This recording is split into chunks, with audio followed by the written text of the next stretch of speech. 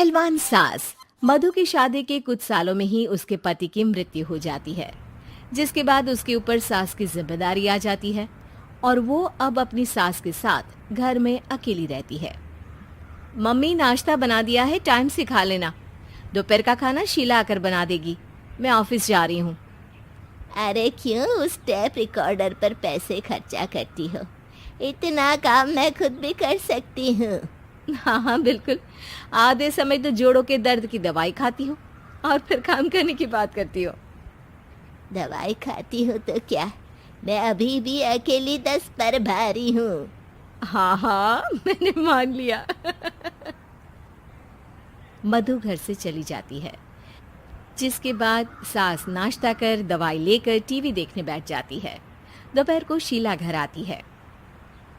अरे क्यों माँ जी, आज किस बात से मेरी नौकरी बची? अरे चल ज्यादा बक बक मत कर, काम कर अपना। शीला खाना बनाने लगती है और सास वहीं पास में बैठ जाती है।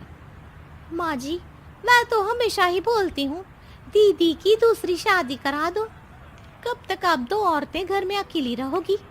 आजकल माहौल भी बहुत खराब है और फिर दीदी की उम्र भी तो निकली जा रही है ना। तेरा नाम टेप रिकॉर्डर सही रखा है मैंने। तेरी एक ही बात को रिपीट मोड पर चलाने से वो पूरी नहीं हो जाएगी, इसलिए मेरी बहू से ज्यादा खाना बनाने पर ध्यान दे, नहीं तो कहीं वो भी तुझसे मुंह ना फेर ले और नौकरी चली जाए। क्या माँ जी, आप भी हमेशा मेरी नौकरी के पीछे ही पड़ी रहती हो? तो क्या तेरे पीछे पड़ूं? इसी तरह दोपहर से शाम हो जाती है और शीला अपना काम खत्म कर वापस चली जाती है। अब अकेली सास एक बार फिर टीवी देखने बैठ जाती है, जिसकी थोड़ी ही देर में मधु घर आ जाती है और सास बिना कोई देर किए शीला की बातें उसे बताने लगती है। मम्मी, आप भी ना किसी बच्चे से कम नहीं हो, जिसके पास हमेशा शीला को लेकर कोई ना कोई बात रहती ही है। अब बस भी करो ना, इतनी बुरी नहीं है बेचारी। अरे मैंने कब कहा बुरी है, बस उसकी बातें करके मुझे बड़ा मजा आता है। सास की बात पर हंसते हुए दोनों डिनर करने बैठती ही हैं कि लाइट चली जाती है। अंधेरे में मधु मोबाइल की फ्लैश लाइट जलाकर मोमबत्ती ढूंढने लगती है। तभी उसे हॉल में कुछ गिरने की आवाज आती है। मम्मी, आप अंधेरे में इधर उधर क्यों घूम रही हो? अरे तेरे पीछे ही तो खड़ी हूँ। हाँ, अगर आप यहाँ हो तो वो हॉल में सामान कैसा गिरा? भूत आया। अरे मुझे क्या पता, जाकर देखना पड़ेगा ना। दोनों हॉल में जाते हैं, लेकिन वहां कोई नहीं होता। अब उन्हें कमरे में से सामान गिरने की आवाज आती है। लगता है ये भूत चोरी करने आया है, इसे वापस कब्र में पहुंचाना ही पड़ेगा। बस हाँ हाँ, आप ज्यादा ना 30 मार खा मत बनो, मैं पुलिस को फोन करती हूँ। अरे जब तक तेरी पुलिस आएगी तब तक क्या वो हमारे साथ बैठकर अंताक्षरी खेलेगा? हट डरपोक, संभालने दे मुझे। अब सास पास रखा फ्लावर पॉट उठाकर कमरे की तरफ बढ़ने लगती है, जहां उसे 2 आदमी दिखाई देते हैं। पीछे पीछे मधु भी वहां आ जाती है।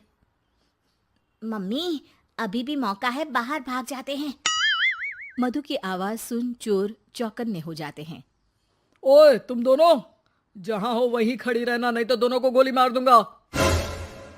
अरे तुम दोनों अभी के अभी बाहर जाओ, नहीं तो मैं तुम्हें जिंदा नहीं छोड़ूंगी। ये बुढ़िया हमें धमकी दे रही है। अबे तुम दो अकेली अब लड़ते क्या कर लोगी? अरे जा भेजा, दोनों को बांध दे। जैसे ही दूसरा आदमी सास को पकड़ने उसके पास आता है, तो वो उसके सर पर फ्लावर पॉट मार देती है। उसके सर से खून बहने लगता है, जिसे देख दूसरा आदमी गन निकालकर हवा में गोली चला देता है, जिससे बचते हुए दोनों सास बहू वहां से भाग जाती हैं। अब वो तीनों एक दूसरे के आगे पीछे पूरे घर में भागने लगते हैं। मम्मी, आपने तो सच में उसे मार दिया। तो मजाक में कौन मारता है? और अभी तुम मेरे साथ ही रहना, नहीं तो पक्का मारी जाओगी। ये औरतों को कमजोर समझता है ना। आज इसे औरतों की ऐसी ताकत दिखाऊंगी कि ये आदमी पैदा होने पर शर्म करेगा। हाँ? ये अचानक आपके अंदर झांसी की रानी कहाँ से जाग गई? वैसे तो हमेशा जोड़ों में दर्द बोलती रहती हो। अभी तुम्हें जान बचानी है या जोड़ों के दर्द की कहानी सुननी है?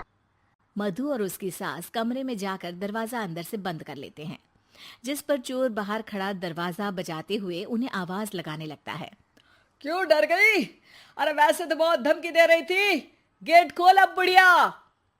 अबे पागल, धमकी देने और होशियार होने में फर्क होता है, पर ये दिमाग वाले काम तुझे तो समझ में नहीं आएंगे। रुक, अभी तेरा दिमाग ही बाहर निकालता हूँ। ये कहते हुए चोर गोली चलाने ही वाला होता है कि सास अचानक दरवाजा खोलकर उसके मुंह पर परफ्यूम डाल देती है, जिससे चोर गन फेंककर दर्द से चिल्लाने लगता है।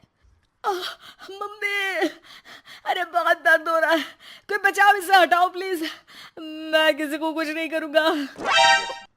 क्यों रे, क्या थोड़ा सा दर्द होते ही मम्मी मम्मी करने लगा?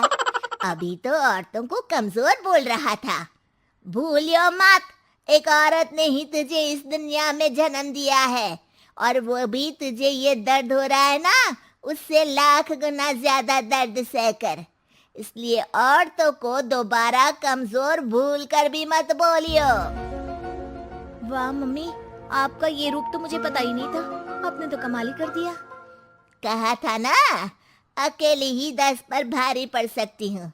ये तो फिर भी 2 ही थे। इतनी देर में पुलिस भी वहां पहुंच जाती है। आ गए आप, कर लो इन्हें अरेस्ट और जेल में बैठकर